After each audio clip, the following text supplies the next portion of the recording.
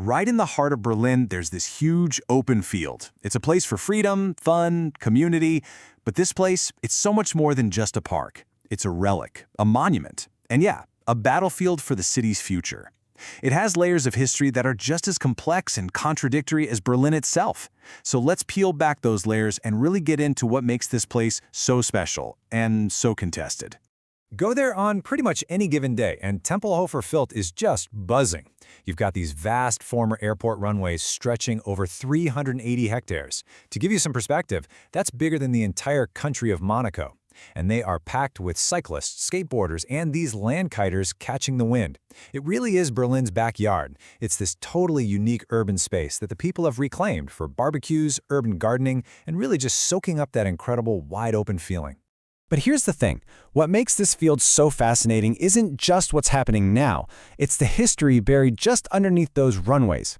This place that feels so free today has a past that is anything but. And to really understand Tempelhof, we've got to dig into that history. All right, so let's start with its most heroic chapter. Right after World War II, during the Cold War, this airport, Tempelhof, became an absolute lifeline and a really powerful symbol. So in 1948, things got incredibly tense. The Soviet Union basically tried to starve West Berlin into submission by cutting off every single road, rail, and water route into the city. The Western Allies' response? The Berlin Airlift. It was this monumental operation to fly in food and supplies, and the beating heart of that entire operation was right here, at Tempelhof. I mean, you have to try and picture this. The scale was just staggering. At the very peak of the airlift, a plane was landing at Tempelhof every 60 to 90 seconds. And the pilots, they started dropping candy and raisins in these tiny handmade parachutes to the kids watching below. That's how the planes got their beloved nickname Rosinen Bomber, or Raisin Bombers. And just like that, a whole new identity was forged. For decades after, Tempelhof wasn't just an airport. For West Berliners, it was their connection to the free world. It was a real, tangible symbol of defiance against oppression. Okay, but here's where the story takes a really dark turn. Because that symbol of freedom, the terminal building that oversaw the whole airlift, it was itself a product of a much, much darker vision for Germany. See, the Nazis had this grand, terrifying vision. They wanted a world Flughafen, a world airport that would be this monumental gateway to their new world capital, which they called Germania. The whole plan was pure megalomania. And Tempelhof was designed from the ground up to intimidate and impress, to be a symbol of fascist strength. And just look at the building they created. It was one of the largest structures on Earth when it was built. That massive, 1.2-kilometer-long curved facade was meant to look like the wings of an eagle, a powerful symbol of the Third Reich. It's an architectural monster. You can't help but be impressed by the scale, but it's also incredibly chilling. And the horror here wasn't just symbolic, it was very, very real. Before this huge terminal was even finished, the site was home to one of Berlin's very first concentration camps. Then, during the war, the airport hangars were converted for arms production, and they were staffed by thousands of forced laborers who lived in just horrific conditions. This symbol of power was literally built on immense suffering. So you see how this dark past just completely smashes into that post-war story of heroism, right? For a lot of historians and activists, you can't just celebrate this place as a field of freedom without acknowledging its history as a place of Tempelhofer Unfreiheit or Tempelhof Unfreedom.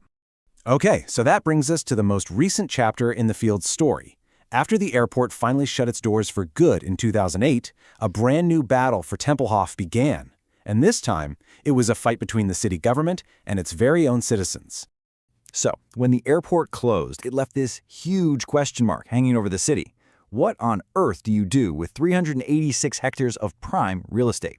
Well, the government saw new housing and shiny commercial developments, but a gutsy citizens group called 100% Tempelhofer Feld, they had a totally different vision, and they fought for it hard, forcing a citywide vote on the issue. And man, the debate got fierce. On one side, you had a really practical argument. Berlin was in the middle of a housing crisis and desperately needed new apartments. On the other side, it was an argument about principle, protecting this one-of-a-kind public space from being sold off to the highest bidder. So what happened? Well, it wasn't even close. It was a total landslide. Nearly 2/3 of voters chose to protect the entire field. It was this stunning victory for direct democracy and a really clear message to the city's planners. And you gotta understand, this wasn't just some symbolic victory. The referendum led directly to the creation of the Tempelhofer Feld law, an actual piece of legislation that legally bans any and all construction on the field. It was a really powerful moment where the people literally wrote the rules for their own city. But, this is Berlin. It's a city that's always changing, always growing. And that means no victory is ever really final. The battle for Tempelhofer Feld, yeah, it's far from over. Fast forward about a decade, and that pressure is back. And honestly, it's stronger than ever. The housing crisis in Berlin has only gotten worse. And now you have politicians openly talking about changing that very same law that Berliners fought so hard for. New development plans are on the table, and it's reopening a lot of old wounds.